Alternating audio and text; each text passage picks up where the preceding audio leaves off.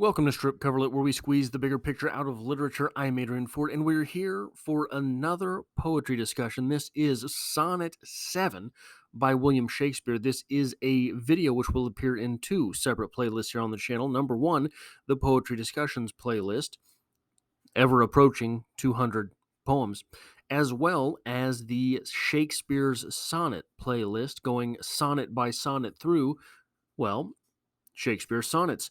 So let's begin with this discussion. We have here a departure from the previous sort of two sonnet message that were sonnets 6 and 7. We have here. So sonnet 7 became sort of a greatest hits of the first six sonnets. But sonnet 7 here is another of the procreation sonnets, but it is sort of looking at it from a new light. But it reads as such: Lo, in the Orient, when the gracious light lifts up his burning head, each under eye doth homage to his new appearing sight, serving with looks his sacred majesty. And having climbed the steep up heavenly hill, resembling strong youth in his middle age, yet mortal looks adore his beauty still, attending on his golden pilgrimage. But when from highmost pitch, with weary car, like feeble age he reeleth from the day, the eyes for duteous now converted are from his low tract, and look another way. So thou, thyself outgoing in thy noon, unlooked on deest, unless thou get a son. Okay, so we'll break it down by the quatrain and then the ending couplet to sort of look at what we're saying here on a line by line, well, quatrain by quatrain basis. But I think there is a very interesting dynamic reappearing with this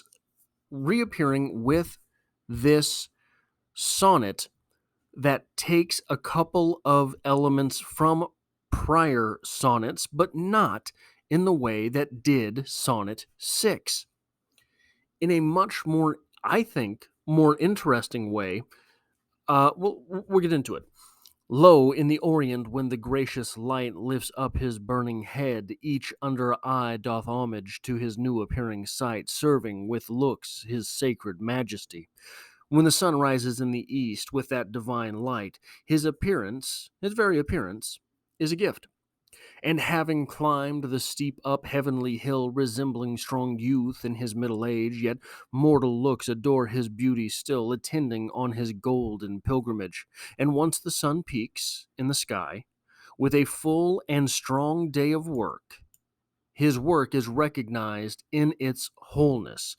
So we have here a little bit of the beauty and work being conflated in their usefulness, right?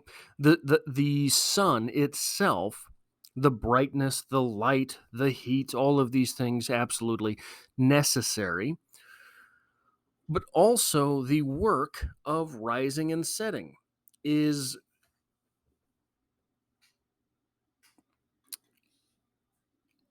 I want to say, appreciated, but I don't think that it is necessary for the entirety of the humankind, right? But we have here the looks of the sun and its beauty, resembling strong youth in his middle age. Okay, strong youth in his middle age as it crests in the sky, yet mortal looks yet mortal looks adore his beauty still, but those looks are still pretty hubba hubba. And then the final quatrain: But when from highmost pitch with weary car, like feeble age, he reeleth from the day, the eyes for duteous now converted are from his low tract, and look another way. When the sun recedes, as his work is finished, ironically, I did not finish annotating this. When his when the sun crests and it starts coming down, his work is finished. There is something else to do. For duteous, now converted are from low tract and look another way. The eyes for duteous, now converted are. So there is other work to be done at the night, namely, once we get to the final couplet, hubba hubbaing. But this is also necessary for moving forward in the poem to the final couplet. So thyself, outgoing in thy noon, unlooked on deist, unless thou get a sun. Here we are converting the work that the sun has done, the beauty that the sun provides, into duty of the having a baby to move on. But here, maybe I'm mistaken. I this is just coming to me as I'm recording this. I don't believe that sun has been pointed out in any of the other poems. Maybe I'm wrong. son, son. I believe that it was child. So recognize the labors that you have accomplished and the one that you have not, because your work to be carried on, you have to have a son. Did I double space that? Is that what's going on there?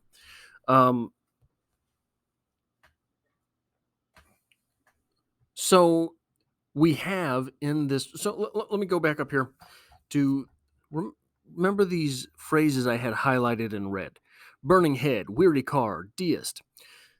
These are because this is not, if you'll notice, there is no mention of sun, sun, in this poem. Only an son, son, in this poem. But why? Well, we understand that Shakespeare is talking about the sun, so he doesn't have to spell it out. But sun is not mentioned. Instead, we have allusions to Helios. Helios was an only son. So without Helios having a son, he had two sisters, Eos and Selene. If he had not had a son, son, Helios being the Greek sun god, had Helios not had a son, there would have been no carrying on of that lineage. He had two daughters, Circe and Pasiphae, and two sons, Aeetes and Perses. So he did do his duty, but this sonnet once again compares having a child to doing a duty, to having a job, to doing one's work, to doing what is necessary. So we talked a little bit, I believe it was in Sonnet 2, about the idea that if you don't have your son, if you are a carpenter, that next generation of the town is missing a carpenter. You would be passing on your trade, or your son would have to grow and earn a trade of his own. Shakespeare's father was a glove maker. So Shakespeare did not follow in those steps. He did something which might be perceived as a greater calling, but only if you're a theater geek, right? Everybody needs gloves. This is England. The next generation didn't have those gloves, and everyone's hands were cold because it's always rainy and cold and moist in England. Anyway, in the previous sonnet, I believe it was sonnet 2, which was about one's work being having children. I believe it was compared to the tilling of fields. Maybe I am remembering that because that was the example I used, but I can't be sure right now off the top of my head. But here, it is the work, the duty of someone being compared to the sun rising and setting, almost in Sisyphean terms, right? Sisyphus shared fire with humankind and was sort of banished to toil, pushing a rock up a hill just to watch it roll back down the other side, to push the rock back up the hill to watch it roll down the other side for all of eternity, in a very, very two-dimensional type of tale. But we have here this Sisyphean feat, this Sisyphean work of the sun rising and falling, compared to the life of our fair youth, which it should be obvious he himself would have been a son, S-O-N. So, for him to be compared to the sun, S-U-N, is an entire life comparison. So, as the days rise and fall, rise and fall, rise and fall, so too did our fair youth's work start and end, start and end, start and end. But we are taking it one step further by comparing the actual work of lifting the sun into the sky and coming back down with having that next generation. This makes it, for me, a very interesting sonnet, because I enjoy a lot of those things in literature which go unsaid. So the Helios is never mentioned here. The sun, S-U-N, is never mentioned here. Just the sun, S-O-N.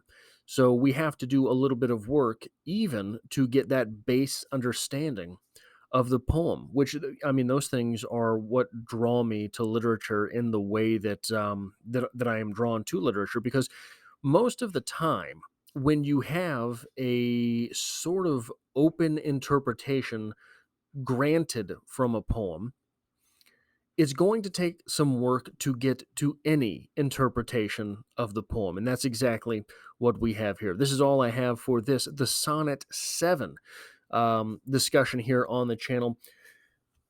If you want to help me out with what I'm doing here, hitting the like button tells YouTube to share this video with other literature lovers. If you find yourself here by chance but not design, consider hitting the subscribe button, because literature, poetry, short stories, novels, that is all I talk about on this channel, and I hope to have you back for the next one.